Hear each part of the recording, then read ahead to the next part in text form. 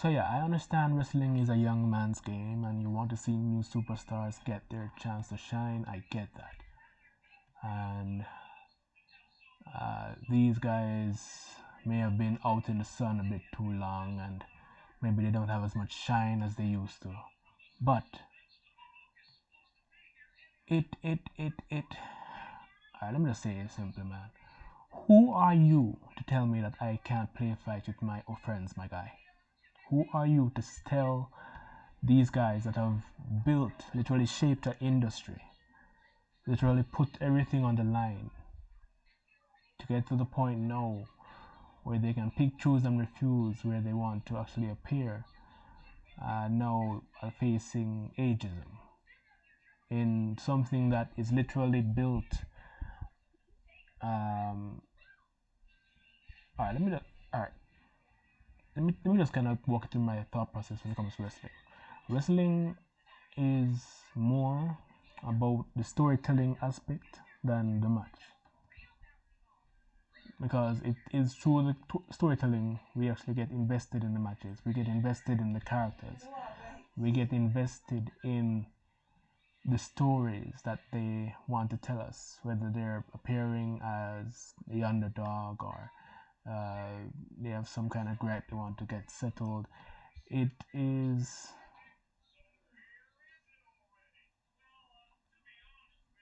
kind of sad that you're telling these guys that they can't play fight with their friends after they literally built a whole industry on their literal backs.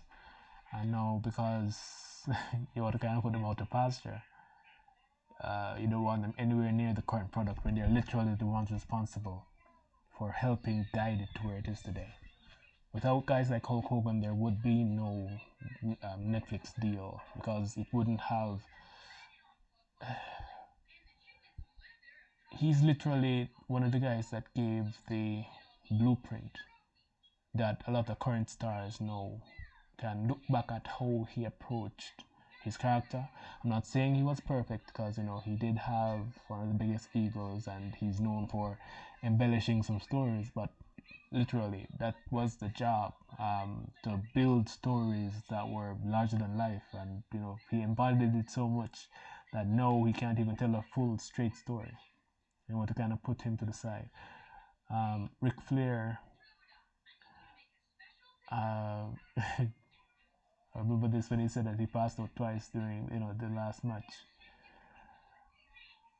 Why I want them to kind of all come back, so Hogan, Ric Flair, and Chris Jericho together, kind of similar to how they did Joe Hendry's thing.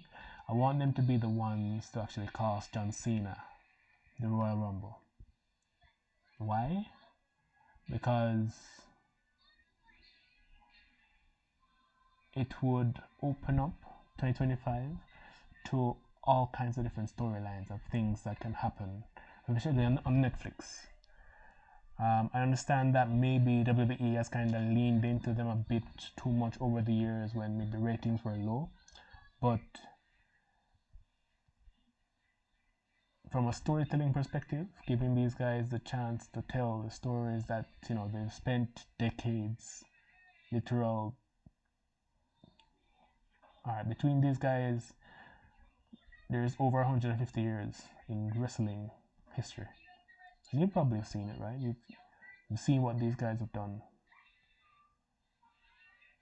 So, yeah, I want them to be the ones, some way, somehow, to cost John Cena the match. Whether that be Chris Jericho returning, whether that be Hulk Hogan coming out and causing some kind of interference where he gets eliminated. Then the next night on Raw, they invite him to join NWO 2.0, Netflix World Order.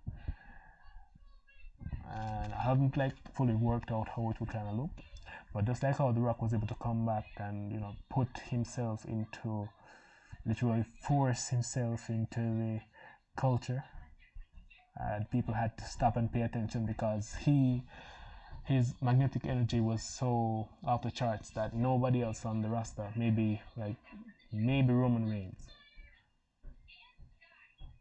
could do what he was able to do. and I'm saying that now would be the perfect time because these guys are all still here. They do have massive star talent, even if the world refuses to acknowledge them. And worse, now they're being booed. It is the perfect opportunity for Netflix to say, you know what, let's lean into this. But, you know, that's just my thoughts. Nobody ever listens to me. My channel's too small for that anyway.